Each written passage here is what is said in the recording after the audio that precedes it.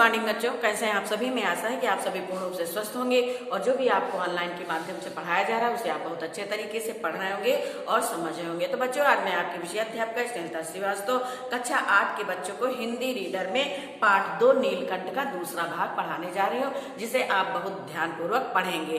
तो इसके पहले आपने नीलकंठ का पहला भाग यानी कि पेज नंबर 12 पढ़ा, पेज नंबर 9, 10, 11 और 12 पढ़ा। आज हम आपको पेज नंबर 13 पढ़ाने जा रहे हैं, जिसे आप बहुत ध्यानपूर्वक पढ़ेंगे। इसके लिए सबसे पहले तो जरूरी है आपको किताब कॉपी खरीदना।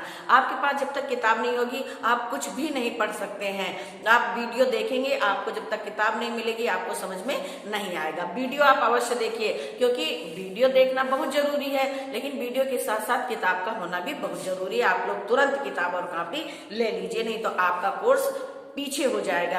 आज हम आपको नीलकंठ का दूसरा भाग पढ़ाने जा रहे हैं। आज इसकी पीडीएफ भी जाएगी प्रश्नोत्तर की।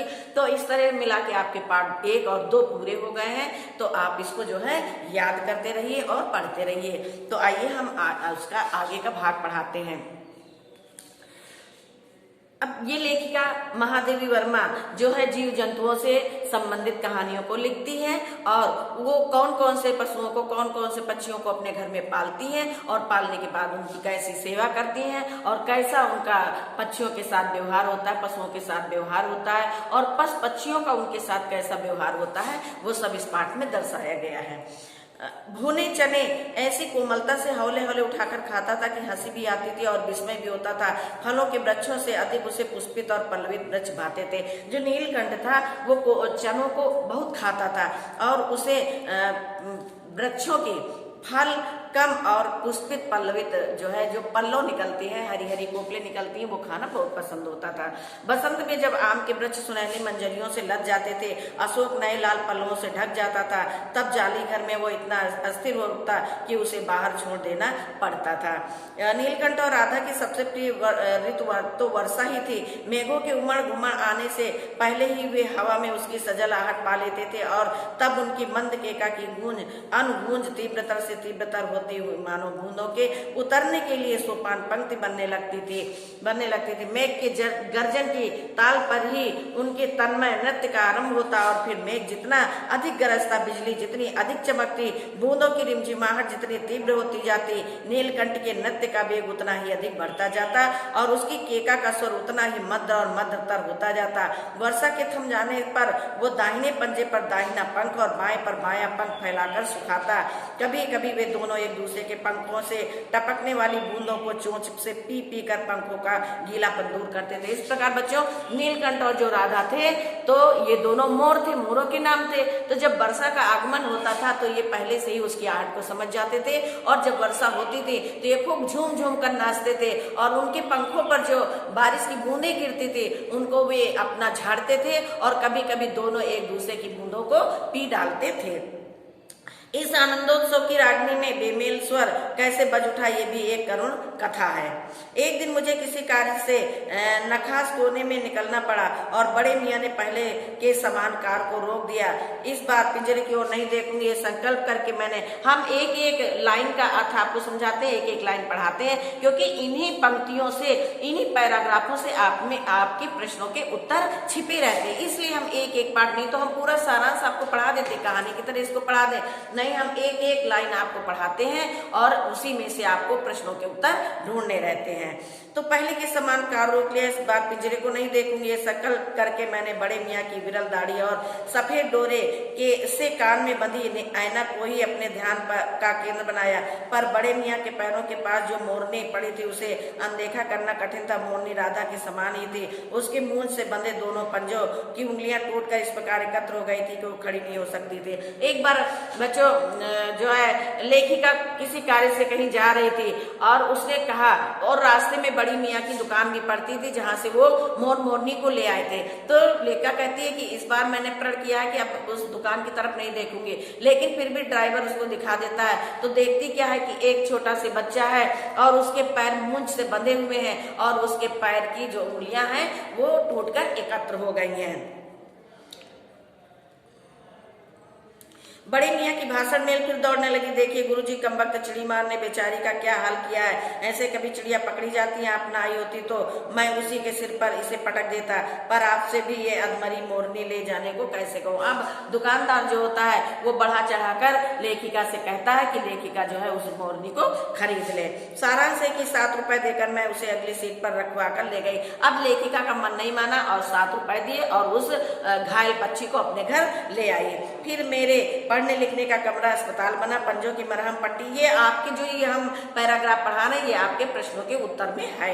मरहम पट्टी और देखभाल करने पर वो महीने भर में अच्छी हो गई। उंगलियां वैसी ही टेढ़ी मेढ़ी रहीं, परंतु वो ठूंठ जैसे पंजों पर डगमगाती हुई चलने लगी।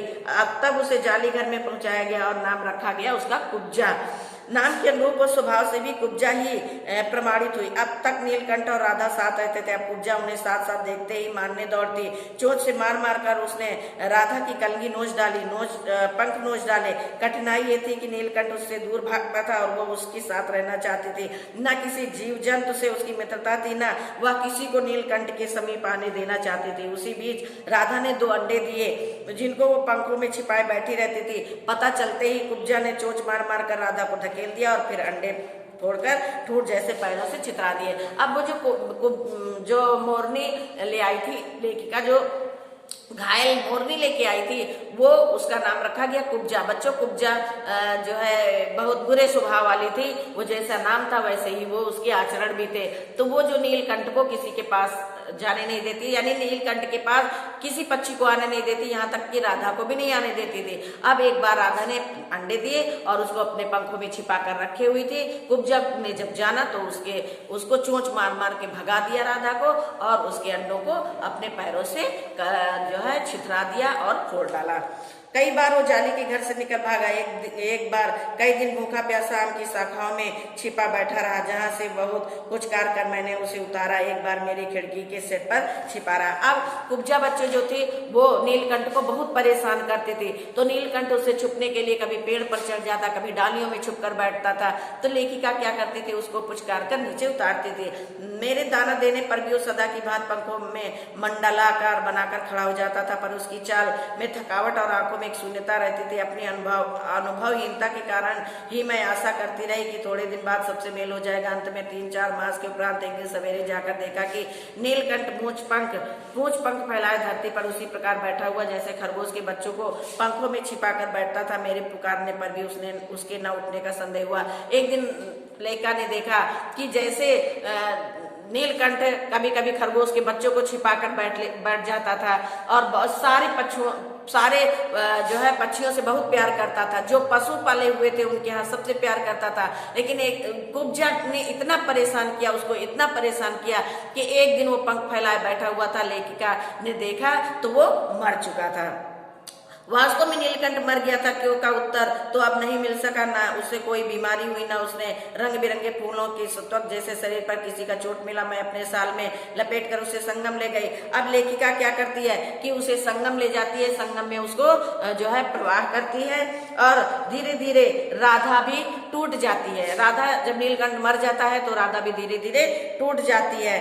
अब एक दिन क्या हुआ, स्वभाव के अनुसार उनके घर में, लेखिका के घर में एक अल्सेशियन कुत्ता था जो जिसके सामने राधा पड़ जाती है और वो उसको भी मार देता है। इस बार वो कोलाहल और द्वेष प्रेम भरा जीवन बचाया ना जा सका, परंतु इन 3 पक्षियों ने मुझे पक्षी प्रकृति की भिन्नता का जो परिचय दिया वो मेरे लिए विशेष महत्व रखता है। राधा प्रतीक्षा में ही दुकेली है। आषाढ़ में जब आकाश मेघाच्छन्न हो जाता है तब वो कभी ऊंचे झूले पर और कभी अशोक की डाल पर अपनी केका को तीव्र करके नीलकंठ को बुलाती रहती है। तो बच्चों, राधा जीवित थी, राधा जीवित है। बाकी पक्षियों को जो है जो कुब्जा नाम की मोरनी थी उसे जो है अल्सेशियन कुत्ते ने मार डाला। तो लेखिका को इन 3 पक्षियों से, नीलकंठ, राधा और कुब्जा से बहुत जो है सीख मिलती है और वो सोचती है कि प्रकृति ने ऐसे जीव जंतुओं को जन्म दिया। तो बच्चों, आज ये पाठ यहीं पे जो है ये आपका पाठ समाप्त होता है। अब आइए हम आपको अभ्यास कार्य में सबसे पहले हम शब्दार्थ बताते हैं। संकेत माने इशारा, मासूम माने भोला, संकीर्ण माने तंग, खासियत माने विशेषता, मुनासिब माने उचित, कदाचित माने कभी, गौरव माने सम्मान, गुप्तवास माने छिपकर रहना, अस्वस्थ माने निश्चिंत, आविर्भूत माने प्रकट, नवागंतुक माने नया आने वाला, मार्जारी माने बिल्ली, कुतूहल माने आश्चर्य, अचम्मा, नीलकंठ इंद्र के समान नीला, द्युति माने चमक, भंगिमा माने मुद्रा, गर्वीली माने गर्व से भरी हुई और सहचारिणी माने सखी। तो ये तो आपके हो गए शब्दार्थ। अब हम आपको गद्यांश प्रश्न जो है ये आपको पीडीएफ के माध्यम से भेजे जाएंगे। ये हम मौखिक आपको बताते हैं, मौखिक कॉपी में भी नहीं लिखा जाएगा, किताब में, क्योंकि मौखिक के उत्तर भी बहुत बड़े बड़े हैं, इसलिए मौखिक को भी हम नहीं लिखवा सकते हैं। बड़े मियाँ ने लेखिका से मोर और मोरनी के बच्चों के क्या दाम लिए? 35 रुपए। लेखिका के परिवार वालों ने उसे क्या कहकर चढ़ाया? ये तीतर मोर कहकर ठग लिया। चित्रा कौन थी? बिल्ली थी। विदेशी मेहमानों ने नीलकंठ को क्या नाम दिया था? Perfect gentleman. इसीलिए हम आपको एक एक लाइन का अर्थ बताते हैं, क्योंकि एक एक लाइन पढ़ने से आपको सारे प्रश्नों के उत्तर मिल जाते हैं। नीलकंठ जाली घर के जंतुओं के बीच क्या भूमिका निभाता था? सेनापति और संरक्षक का। कुब्जा नामक मोरनी की क्या विशेषता थी? कुब्जा नाम के अनुरूप स्वभाव से भी कुब्जा थी। आइए अब हम आपको एक इसमें गद्यांश है, उस गद्यांश के प्रश्नों मतलब एक पैराग्राफ लिखा है गद्यांश, और उसके नीचे उसके प्रश्न लिखे हैं, आपको उसके उत्तर जो है लिखने हैं। तो बच्चों इसके उत्तर भी आपको अपने मन में ही याद करने, क्योंकि जगह नहीं है यहाँ पे लिखने के लिए, उत्तर बड़े हैं। लेखिका ने क्या संकल्प लिया? इस बार पिंजरे को नहीं देखूंगी। ये आप पहले पैराग्राफ पढ़ेंगे, उसके बाद प्रश्नों के उत्तर उसी पैराग्राफ से छांटेंगे। तो लेखिका ने क्या संकल्प लिया? इस बार पिंजरे को नहीं देखूंगी। लेखिका ने अपना ध्यान कहाँ केंद्रित किया? बड़े मियाँ की विरल दाढ़ी और कान से बंधी ऐनक पर। मोरनी की अनदेखी करना कठिन क्यों था? वो राधा के समान थी, उसके पंजे मून से बंधे थे तथा उंगलियां टूटकर एकत्र हो गई थी। इन शब्दों के विपरीत अर्थ लिखो। समान, असमान, विरल। आप इसके नीचे ही जो है डैश लगा के लिख लेंगे। समान का विलोम असमान, और विरल का अविरल, बंधी का खुली, अनदेखी का देखी, और कठिन का सरल। तो ये तो हो गए आपके जो है प्रश्नोत्तर और गद्यांश। अब इसके बाद जो किताब का कार्य है उसको हम पीडीएफ के माध्यम से भेजेंगे, आप उसे पूरा लिखेंगे और लिखने के बाद याद करेंगे। तो बच्चों आज आपका पाठ 2 नीलकंठ यहीं पे समाप्त होता है। धन्यवाद।